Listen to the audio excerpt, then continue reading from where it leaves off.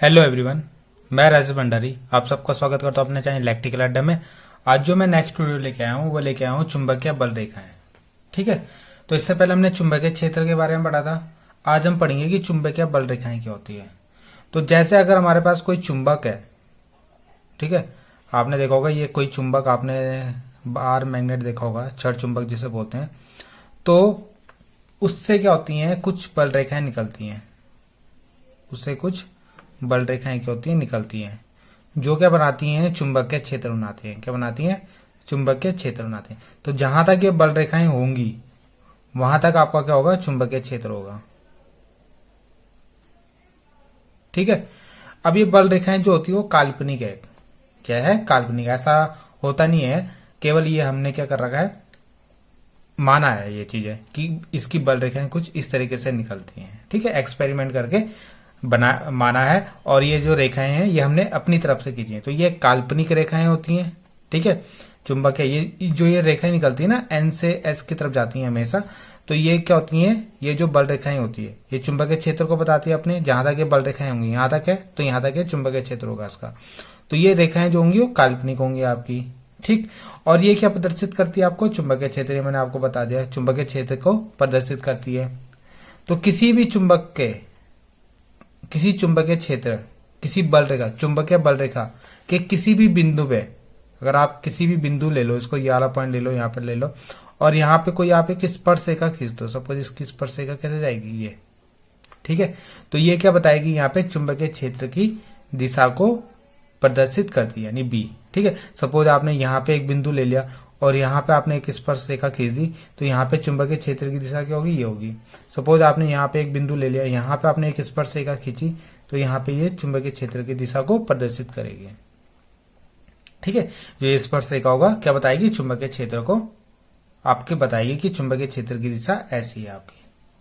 ठीक है, तो चुंबकीय बल रेखाएं समझ में आ गया। ये काल्पनिक रेखाएं होती हैं जो क्या होती है, चुंबक से निकलती है और चुंबकीय क्षेत्र के बारे में हमें बताती है। जहां तक ये बल रेखाएं होंगी वहां तक आपका क्या होगा, चुंबकीय क्षेत्र होगा। और जो स्पर्श रेखा इस पे हम खींचते हैं, ये चुंबकीय क्षेत्र की दिशा को प्रदर्शित करती है कि चुंबकीय क्षेत्र की दिशा अभी है कहाँ। जैसे यहाँ पे इस साइड है और यहाँ पे इस साइड, यहाँ पे इस साइड है। ठीक है, अब हम पढ़ते हैं चुंबकीय बल रेखाएं। जो ये चुंबकीय बल रेखाएं हम ये खींच रहे हैं, इनको हम बल रेखाएं कहते हैं। तो इनके गुण क्या होते हैं? तो एक गुण तो यही है कि हमेशा एन से कहाँ की तरफ जाते हैं, एस की तरफ जाते हैं। जैसे यहां से आपको दिख रहा है एन से निकल रहे हैं और कहाँ जा रहे हैं, एस पे जा रहे हैं। वैसे यहां से एन से निकल रहे हैं और कहाँ जा रहे हैं, एस पे। और चुंबक के अंदर ये कहां से कहां जाते हैं, एस से एन की तरफ, एस से एन की तरफ जाते हैं। ठीक है, चुंबक के बाहर एन से एस और चुंबक के अंदर एस से एन की तरफ जाते हैं। एक गुण तो आपको ये याद रखना है। दूसरा गुण आपका ये याद रखना है कि ये चुंबकीय बल रेखाएं जो होती हैं, जैसे मान लो मैंने एक और खींच दी यहां पे, ठीक है, एक ही हो गई। तो ये चुंबकीय बल रेखाएं क्या होती हैं, ऐसे इसमें बहुत सारी चुंबकीय बल रेखाएं जा रही होंगी। ठीक है, तो कभी ये एक दूसरे को कट नहीं करती। ऐसा नहीं होगा कि एक चुंबकीय बल रेखा आपकी कुछ इस तरह के जा रही है और एक कभी इस तरह के जा रही है। ठीक है, ऐसे कभी एक दूसरे को ये प्रतिच्छेद नहीं करेंगे, कभी नहीं काटेंगे। ठीक है, अगर मान लो अगर कभी इसने काट लिया, वैसे तो कभी काटती नहीं है, अगर मान लो कभी इसने काट दिया, माना, तो यहां पे क्या होगा, जिस पॉइंट पे कट करेंगे वहां पे चुंबकीय बल रेखा की क्या होगी, जो चुंबकीय बल रेखाएं होंगी या चुंबकीय क्षेत्र होगी उसकी दो दिशाएं बन जाएंगी। एक दिशा तो कुछ इस तरह के, जैसे यहाँ पे आप स्पर्श रेखा खींचो तो एक दिशा तो ये आ जाएगी बी, ठीक है, और एक दिशा ये आ जाएगी। तो यानी जिस बिंदु पे वो काटती हैं वहां पे आपकी दो क्या बन जा रही है, चुंबकीय क्षेत्र की दिशा बन जा रही है, जो कि क्या है आपका पॉसिबल नहीं है। ठीक है, ये संभव नहीं है आपका, ऐसा संभव नहीं है। इसलिए हम कहते हैं कि कभी एक दूसरे को कट नहीं करेंगे। जो चुंबकीय बल रेखाएं होंगी कभी एक दूसरे को कट नहीं करेंगी। अगर कट करती हैं तो वहां पे चुंबकीय जो क्षेत्र है उसकी दो दिशा हो जाएंगी। और मैंने अभी बताया चुंबकीय क्षेत्र के किसी बिंदु पे जो हम स्पर्श रेखा खींचते हैं तो वो चुंबकीय क्षेत्र बताता है।